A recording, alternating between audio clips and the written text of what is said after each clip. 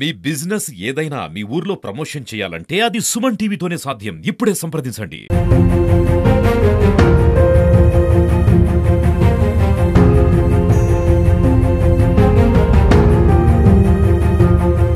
Welcome to Suman TV.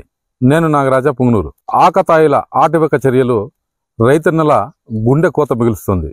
ఎందుకంటే పుంగనూరు నియోజకవర్గంలో వేసవి ప్రారంభం నుంచి ఇప్పటి వరకు తోటలు, ఆకతాయిలు, మందుబాబులు ఈ యొక్క తోటల దగ్గర వచ్చి త్రాగి తర్వాత వాళ్ళు వేసే బీడీ ముక్కల వల్ల ఈ విధమైనటువంటి చర్యలు కొనసాగుతున్నాయి. ముఖ్యంగా చౌడేపల్లి మండలం పెద్దేళ్లకుంట్ల వద్ద కడియాల మహేష్ బాబు, అదేవిధంగా తవడా హరిబాబు ఇలాంటి ఈ రైతులకు సంబంధించిన మామిడి తోట పూర్తిగా కాలి బూడిదయింది. ఎందుకంటే పక్కనే గుట్ట ఉండడం, ఆ పక్కనే ఆకతాయిలు మందు సేవించి అక్కడే బీడి ముక్కలు వేయడం, తర్వాత ఇక్కడ మామిడి తోట దాదాపు 15 ఎకరాలలో 10 ఎకరాల వరకు కాలిపోయి దాదాపు 6 లక్షల వరకు నష్టం వాటిల్లింది. ముఖ్యంగా బోరు బావి, బోరుకేసిన పైపులు అన్నీ కాలి బూడిదయ్యాయి. దీంతో రైతులు చాలా ఇబ్బందులు పడుతున్నారు. సంబంధిత అధికారులు తగు చర్యలు తీసుకొని ఇటువంటి చర్యలు ఎక్కడా జరగకుండా చూడాలని రైతులు కోరుతున్నారు.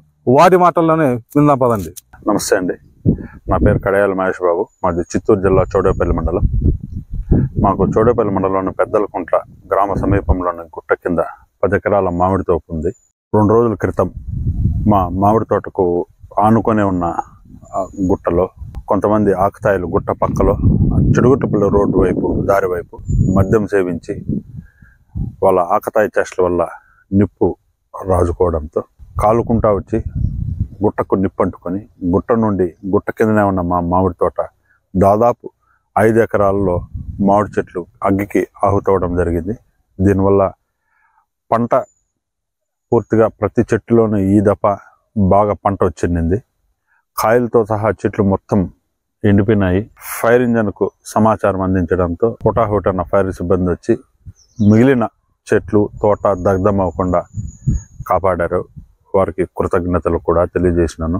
కాకపోతే దాదాపు పంట చెట్లు పూర్తిగా దగ్ధమైన, కానీ ఆశ చావక గత 30-40 సంవత్సరాలుగా స్కూల్కి వెళ్లకుండా చెట్లకు నీళ్లు పట్టేదానికి ఎద్దుల బండి ద్వారా చెట్లకు నీళ్లు పట్టి చెట్లను కాపాడుకోవడం జరిగింది.